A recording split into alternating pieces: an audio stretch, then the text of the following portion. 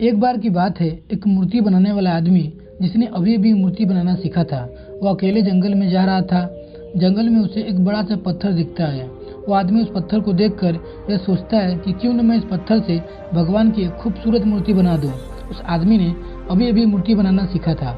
वह बहुत एक्साइटेड था मूर्ति बनाने के लिए, इसलिए उसे जो भी अच्छा सा और बड़ा सा पत्थर दिखता वह उससे मूर्ति बनाने के बारे में सोचता।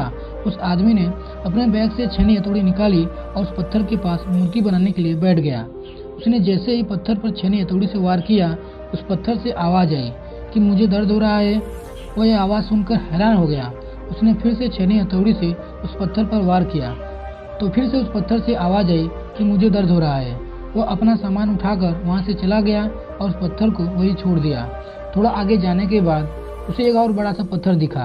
उसने फिर से उस पत्थर को मूर्ति बनाने का सोचा और अपना सामान निकालकर उस पत्थर पर वार करने लगा। उस पत्थर को भी दर्द हो रहा था, लेकिन वो पत्थर चुप रहा और दर्द को सहता रहा। थोड़ी देर के बाद मूर्ति बनाने वाले ने उस पत्थर से एक खूबसूरत मूर्ति बना दी। मूर्ति बनाने के बाद वह उसे वही छोड़कर आगे चला गया। वो एक गांव में पहुंचा। उसे पता चला कि उस गांव में एक नया मंदिर बना है जहां पर भगवान की मूर्ति की जरूरत है। उस मूर्ति बनाने वाले ने उस गांव के लोगों से कहा कि मैंने अभी अभी जंगल में एक भगवान की खूबसूरत मूर्ति बनाई है। तुम कुछ लोग मिलकर जंगल में जाओ और उस मूर्ति को मंदिर में स्थापित कर दो। उस गांव के लोगों ने जंगल में जाकर मूर्ति लाई, फिर उसे मंदिर में स्थापित कर दिया।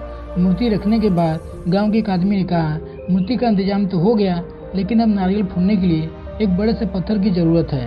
तभी उस मूर्ति बनाने वाले ने कहा कि तुमने जंगल में जहाँ से ये मूर्ति लाई है उसी रास्ते से थोड़ा सा आगे जाओगे तो तुम्हें वहाँ पर एक बड़ा सा पत्थर भी मिल जाएगा।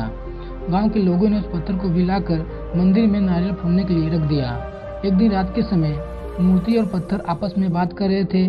पत्थर ने मूर्ति से कहा कि तू कितना खुश है, तेरी लोग पूजा करते हैं, तुझे सजाते हैं, मानते हैं और मुझ पर नारियल फोड़ते हैं। मुझे नारियल की वजह से दर्द होता है।